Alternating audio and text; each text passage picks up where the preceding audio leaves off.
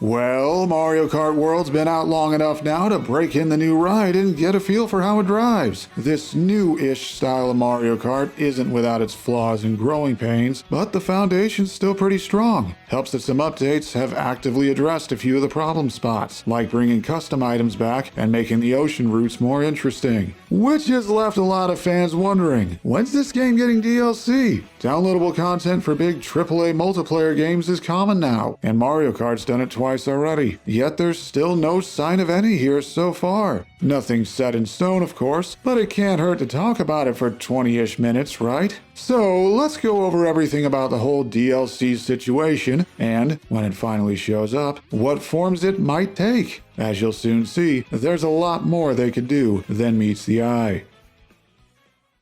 First, we should address the elephant in the room. We can talk all we want about DLC, but where is it in the first place? Shouldn't it have been announced by now? Hell, look at some of Nintendo's previous multiplayer games. The Mario sports titles for the Switch 1 all rolled out post-launch updates that were formally confirmed before the games came out. Splatoon 3 announced its DLC in a direct roughly 5 months after its launch. We even knew about Mario Kart 8's DLC around 3 months after it came out. We're getting close to 9 months since the launch of Mario Kart World, so what's going on? Now, I've seen some people think there might not be any DLC at all, that the game's going to be abandoned, or think something's gone very wrong with development, or any number of other cynical theories that are trendy to make videos on lately. But it ain't that simple. The truth is often very different than what we the fans assume based on limited information. Trust me, I would know. I've been following Smash newcomer speculation since Brawl. I would be very surprised if Mario Kart World did not get DLC. It's a common thing for Nintendo's biggest games nowadays, and this is a sequel to the best-selling Switch 1 game. A Switch 1 game that itself was a port of a Wii U game and came with that version's DLC included, and then got its own DLC years later as a stopgap to hold fans over.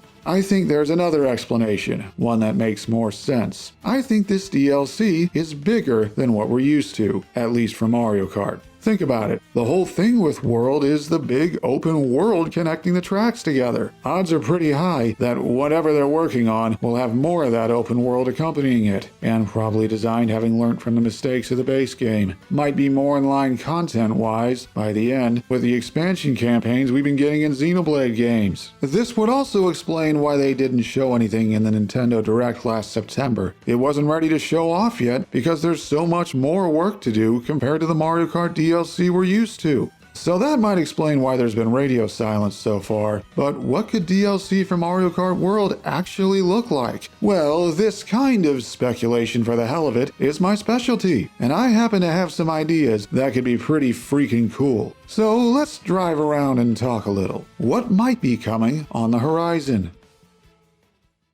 While a lot of people agree that something will happen DLC-wise, they don't agree on what. If the plan is adding more to Mario Kart World, what's the best way to go about it? Could they just drop more racetracks into the open world we already have? Well, probably not. There may be some stretches of open field / desert / ocean / you get the idea, but a lot of it's occupied by routes or P-switch missions or Peach medallions to reach. Rewriting all of that and altering entire challenges based on whether or not you've bought the DLC wouldn't work. Could they just attach more space to the current map? Well, that wouldn't be easy either. The current continent has defined edges to the east, west, and south. Adding more to the north is technically doable, but it'd be a harder sell when the northern edge is so focused on tall vertical heights. What about building above or below? That's also easier said than done. We've seen the sky. Rainbow Road and Great Question Block ruins take place there. Having whole other landforms up there you can suddenly drive around would take away the gravitas of both, especially Rainbow Road and the whole build-up leading to it. Going underground wouldn't have that to worry about, but open worlds and enclosed spaces don't mesh well together. And when a significant chunk of the current map is ocean and islands, you'd be stuck with limited real estate to create a subterranean world in, unless it was set so far underground that it was below the seafloor, but then you're hardly connected to the surface at all, and there goes the whole point.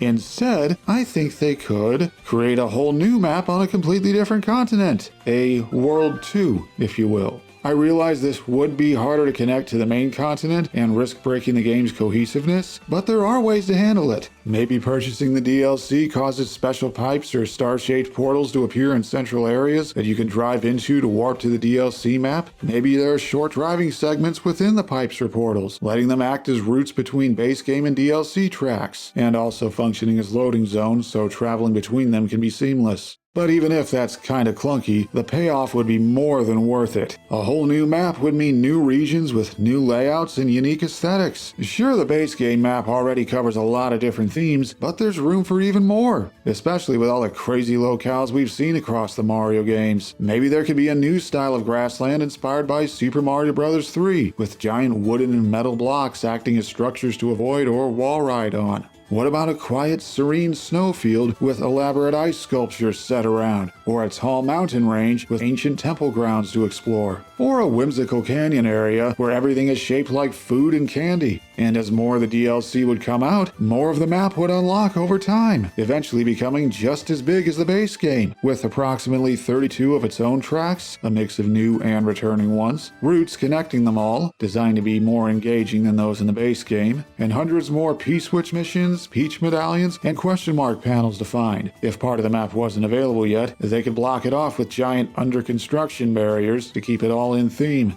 Speaking of racetracks, what are some retro ones they could slot in here? Imagine driving through that snowy field from before, then finding some festival grounds, and realizing you're on a totally reimagined version of Frappe Snowland from Mario Kart 64. Or let's say you follow the road through a dense jungle at the foot of a volcano and find Lakeside Park in its first console appearance ever. Or you're driving down the highway through the island's main metropolis, stumble across the layout of Mushroom City from Double Dash, then realize you can see Sunshine Airport across the bay. I know, I feel just as old as you do calling a Mario Kart 8 track retro. That's the tracks covered, but what about new drivers? Well, another upside of a new world with a bunch of different themes is just about anyone could slot in and it'd fit somehow. They could bring in more of the missing crew from 8 Deluxe. Hell, a few Koopalings have in-universe endorsements in World already, so maybe they're already planned? How about bringing in all the unique characters who've only been playable in the mobile game? Looking at you, Dixie. And they could expand further from there. Sky's really the limit as far as the core Mario cast goes, especially for NPC drivers. Fans really took to all the silly little guys in the base game, so why not bring in more? Could even make it so people who haven't bought the DLC can still get them, provided they race on a DLC track online and have Comet get summoned and transform them. On second thought, maybe another update could add a third unlock method for those.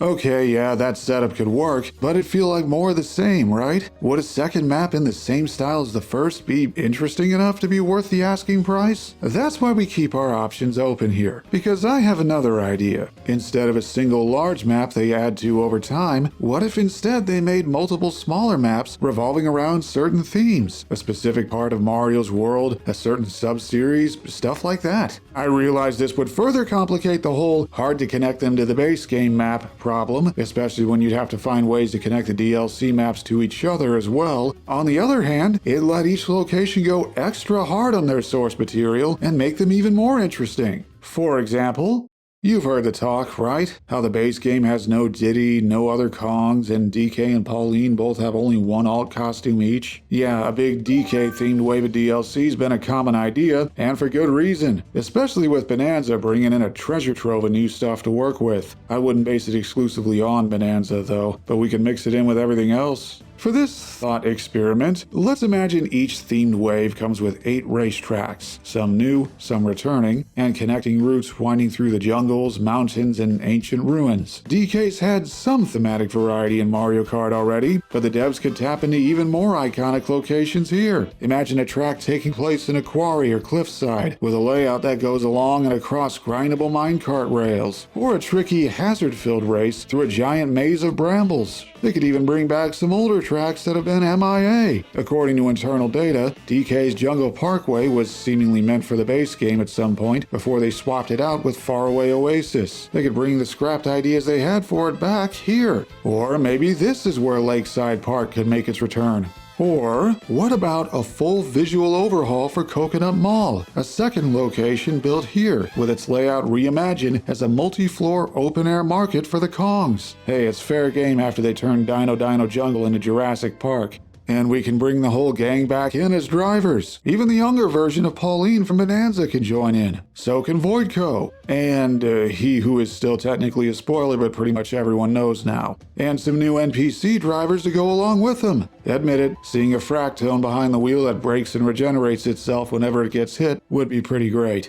DK's the most obvious choice, but not the only one. Yoshi's always a fan favorite, has a new game on the way, and features in the upcoming movie. Maybe a Yoshi's Island themed expansion could also show up. Of course, the biggest question here is, what do they do visually? Yoshi's games have had a lot of unique art styles, from a picture book aesthetic to building everything out of arts and crafts. Could they theme the whole map around that, with different zones created using different building materials? That's one way to stand out. What racetracks could show up in a Yoshi-themed map? Normally this is where I'd recommend a new one located in the island's crystal-laden caverns, or one set in a dark and gloomy fortress. But remember, open worlds and enclosed spaces don't mix well, so they need to get creative. Maybe a passage that weaves in and out of caves like in Dandelion Depths, or a larger fort with drivable ramparts and other open-air sections. Returning tracks could include Yoshi Valley, with a new maze of roads and tunnels in the canyon below. Yoshi Falls could also show up, with the lake in the middle doubling as a battle mode arena. Maybe they could even give Sky Garden a total makeover, with a less oversimplified layout this time, based on the Yoshi stages set in the clouds. What drivers could join in? Okay, most of what you'd get here is babies and new Yoshi colors, but that's less egregious in a game with a much bigger roster than what Mario Kart 8 started with. Maybe Comet could get behind the wheel again. You could always create a doppelganger to handle mid-race summon duty. And there's plenty of whimsical enemies that could show up as NPC drivers. I'd probably take Raphael the Raven for a spin. There's one other theme that feels pretty likely. Super Mario Galaxy got a re-release recently, and the movie's named after it. So what if we get a wave of DLC located in outer space? Setting a new map amidst the cosmos would let them do some crazy visual stuff that other themes couldn't. Floating landmasses, strange little planetoids, even driving across miniature stars while avoiding the burning hot surface. Using launch stars to get around would be a must, and a lot of lakitus on rescue duty so you don't fall off and drift forever in the endless void. But if they set a DLC wave in outer space, would some anti-gravity mechanics return? That I honestly don't know. Not sure if they'd want to lean back into Mario Kart 8 when World already has new mechanics. And how would wall riding work when you're already driving on a wall or a ceiling anyway? Maybe they'd figure that out. But they definitely have plenty of room to think up new racetracks. A high-speed tour around an old abandoned satellite? A spin across an asteroid belt? Something set in and around the Comet Observatory? And that's not even involving the really weird stuff in the Galaxy games. They could get just as creative with fitting in some returning tracks. Rosalina's Ice World could actually be its own little fully explorable world. One of the Super Circuit Bowser's Castle tracks could show up as a remnant of the makeshift bases Bowser's army built during their intergalactic conquest. Or how about Music Park getting recontextualized as a strange, nonsensical location in deep space like all the others you encounter in the Galaxy games? Could even bring back a previous Rainbow Road and it'd make complete sense.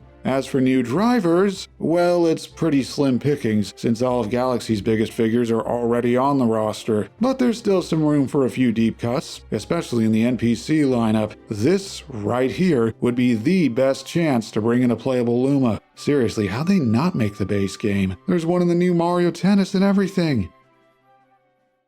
Those are the biggest ideas I've got, but before we wrap up, let's go over some honorable mentions. Several more ideas for themed DLC that didn't quite cut it for last section, but maybe they'll give you some ideas of your own.